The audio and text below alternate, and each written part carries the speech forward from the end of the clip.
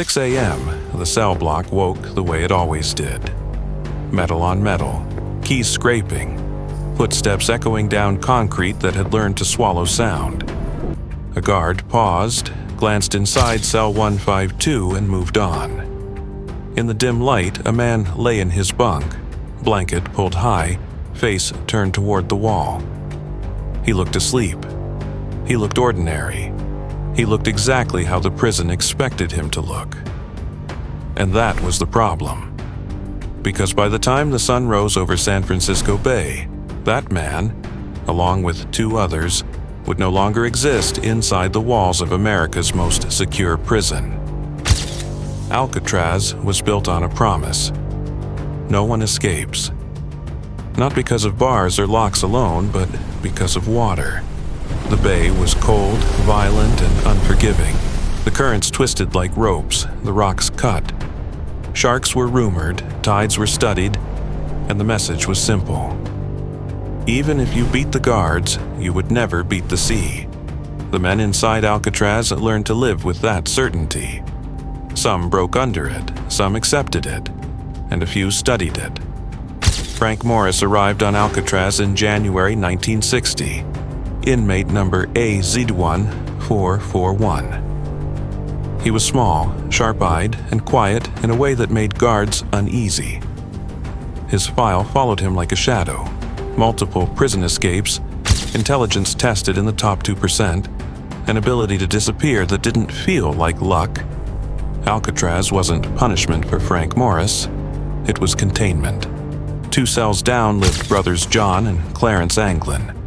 Raised on farms, born into water, they had spent their childhood swimming icy rivers and harvesting crops with hands hardened by labor.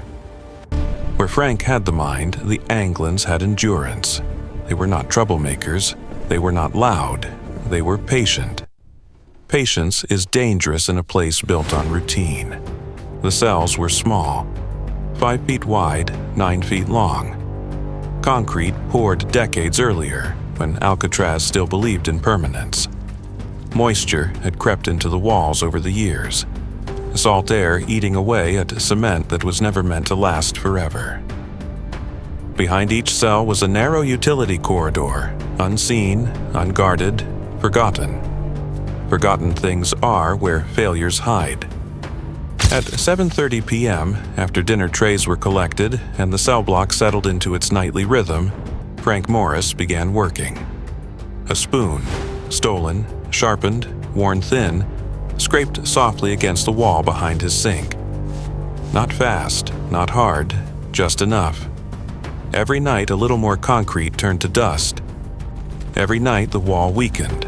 Guards walked past. Radios hummed. A man coughed in the dark. The prison listened for noise, not for absence. The Anglin brothers did the same. Their walls crumbled faster, their cells already damaged by years of moisture. They hid the growing holes with cardboard painted to match the concrete. From a distance, even up close, it looked perfect. Too perfect to question. Time passed. Weeks, months. In the prison workshop, old raincoats were discarded, rubber stiff and cracked. The men collected them quietly, folding them into neat piles. 50 raincoats, then more, sewn together with steam pipes heated until the rubber melted just enough to fuse. A raft began to take shape, stitched, sealed, tested in silence. No one noticed the extra rubber. In the library, Frank Morris studied tide charts like scripture. The currents changed direction at specific hours, pulling away from the island instead of toward it. A narrow window, a single chance. Miss it, and the bay would claim you. They practiced, they prepared. By May 1962, the plan was no longer an idea, it was a schedule. They built heads, papier-mâché molded from soap, toilet paper, toothpaste, and stolen paint from the workshop.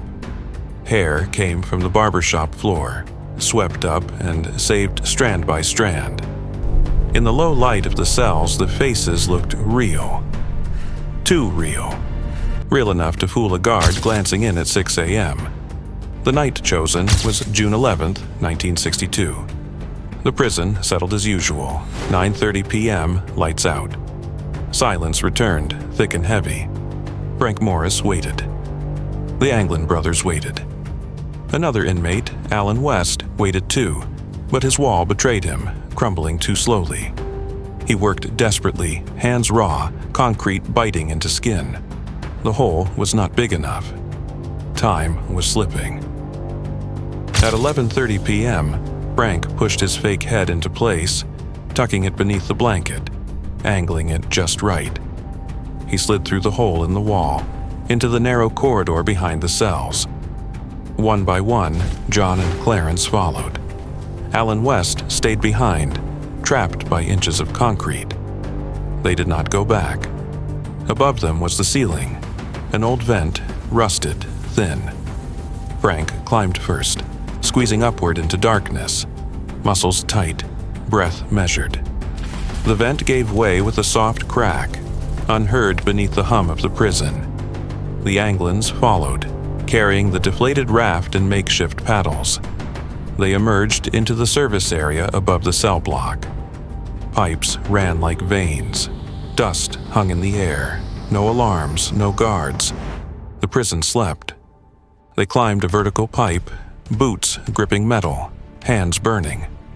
At the top, a fan blocked their path, bolted, old, weakened by rust. It came loose with effort and fear and patience. The opening was just wide enough. On the roof, the wind hit them hard, cold, sharp. The bay stretched out black and endless, lights of San Francisco blinking in the distance like another world. It was 11:45 p.m. They slid down a kitchen vent pipe to the ground, shadows moving across concrete no one was watching. Near the water's edge, hidden behind a building, they inflated the raft with a concertina-style air pump made from scraps. Rubber creaked. The raft held. They pushed off at 11:55 p.m. The water swallowed sound. The bay was colder than expected, even for men raised in rivers. Each stroke burned. The raft rose and fell with the current, pulling them toward the Golden Gate, then twisting, then easing. Frank navigated by memory and moonlight, angling toward a narrow strip of land beyond the island's reach. Behind them, Alcatraz stood unchanged, solid, certain, empty. At 12:20 a.m., the raft disappeared into darkness. At 6 a.m., the guards began their rounds. Cell 152 looked fine. The man was still there, sleeping. Cell 1502. Blankets rose and fell just enough. No noise, no movement, normal.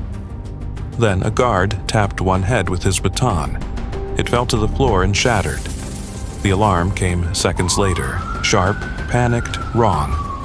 Doors slammed, guards ran. Count after count confirmed the impossible.